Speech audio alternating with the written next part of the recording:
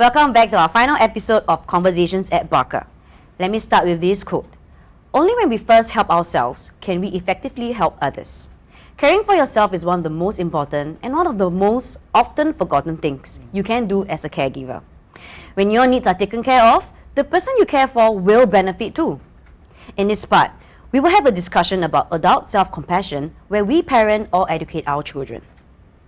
Let me start off by saying I think self-compassion helps you to be kinder to yourself and helps you to navigate through the challenges of raising your children. And this is good for not just you, but also good for your children. For you, I think self-compassion improves your mental health and it helps you to reduce the stress and anxiety that comes with caregiving as well. And this makes it easier for you to also be ready to give your child the fullest, to help them to develop, to grow well. We have two fathers today, and maybe a question for Lionel and also for Mr. Khoo. Both as fathers, how have you embedded self-compassion in your daily life, especially when parenting? Thanks, Jeremy. We can't love from an empty tank, and so relationship with my wife is really important. We talk, we pray for our children. We want to be on the same page on various things that we make decisions for our children. We make sure that we are close to each other. And my weekend breakfast with my wife is really very important.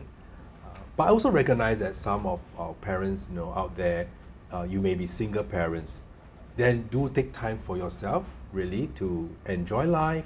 Because when you are living your life a full life, it will overflow to your children. Manage our stress as parents, and when we are stressed, we know that we are most vulnerable, and we tend to transfer that stress and frustration to our children. So being present with myself, knowing what is going on in me is important. And when I'm stressed, I really go for evening walk. I have always treated my traveling home as a way to unwind myself. I mentally tell myself to leave all the burdens at work, at my office, in school gate, and there's always McDonald's outside the school. And I thought God has planned that because McDonald's ice cream cones does wonder for me to refresh me and take away my stress. As Christian, I also pray. I leave out my burden to God. I've learned and learning to really let God be God and let me be me. And I've learned that really to embrace my limitations and step back and really let God take charge. And that really helps me to be very compassionate to myself. Right, for me, is self-compassion, or maybe we say self-care. It can come in a lot of ways. Okay, it can be like spending time with my loved ones, having some me time, or even eating my comfort food.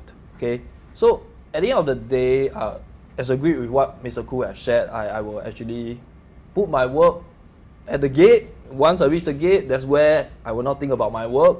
Go back home, and I look forward to seeing my kids because to me, it's so magical when I see them, when I see their smile. It really brightens up my day and really makes me not worry about anything, being in the company of them. So, in the evening while my kids go to bed, that is where I'll spend my couple time with my wife, watching Netflix, or sometimes just sharing about our day, about work life, and then talking about our problems and maybe helping each other, to come up with solutions for it. So being an educator for the past 10 years, like Joan, there will be times in which there will be comments that are directed at me, which I may find it hard to accept. So when that situation happens, I usually fall back on two phrases. My own personal phrase, which is there is always another way, and also stay positive in every situation. Okay, this helps me to deal with the situation on hand to achieve the best outcome for everyone. Jeremy, as a psychologist, do you have any advice for parents on tips about self-care?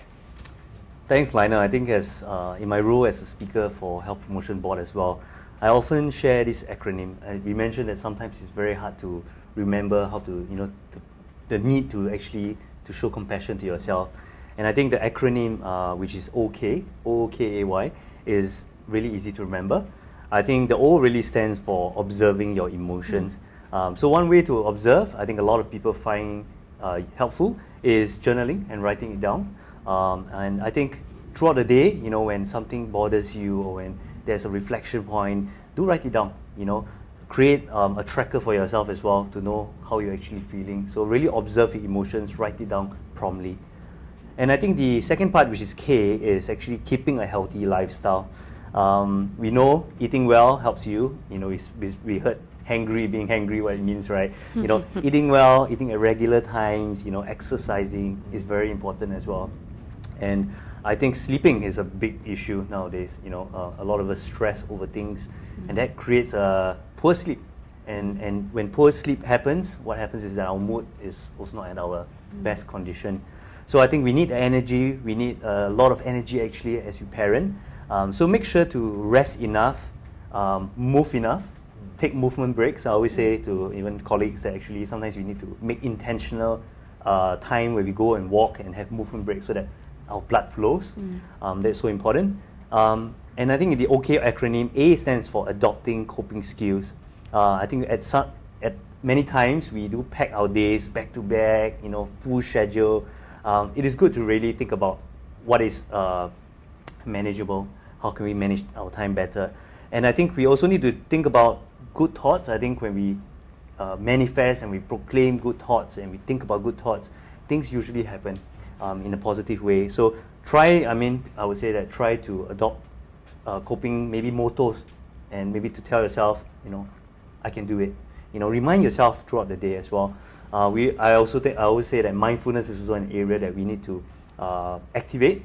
So the 5 different senses that we have, you know, to make sure that we actually, for me, I think we spoke about it, sometimes personal time when I eat, actually just to really embrace the time to activate, you know, like the different tastes and to enjoy. I think everyone is different. So really have that mindfulness in aspect as well in your life.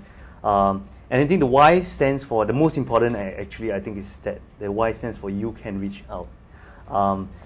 Find the people that you trust. Find the people that really wants to journey with you. And I think a lot of times we might not have these people. The truth, not all of us are privileged at that point, but I would say that external support sometimes can be helpful. This is not a sign of weakness. This is actually a sign of courage, because the courage of making that step, to be aware that you need support, but also to be humble to accept that support. But I think all this sounds pretty like as though it sounds easy, but it's not. I think this really requires time to cultivate. Fun fact is that actually, you know, research have actually shown that it takes a minimum of 18 days for a new habit to be formed. So don't lose hope. If you're on this journey, you know, I think if you're in this journey of like 15 days, 16 days, pull through. Sometimes it might take over 200 days, but we know that every single day is a step closer to a better self-compassionate self. Yeah, so, you know, I think this opportunity is really for me to also remind myself that actually a new habit takes time to form, but also the importance of using this OK acronym to show self-compassion to myself. Yeah. Thank you everyone for your good sharing. A lot of good pointers on how we can care for ourselves. Just remember to exercise self-compassion to yourself and those around you. Find that one thing that brings you comfort and something that you reach out for your me time, whatever that may be. And also not forgetting what Jeremy just shared, the acronym OK. I think that will help us to care for ourselves more. And don't forget that when we show ourselves self-compassion, our children are actually looking at us. They will model us. And with that, they will also try to emulate that too. So you're not only helping yourself, but you're also helping the people around you. Before we go, let me share a quote by Leon Brown. It all begins with you.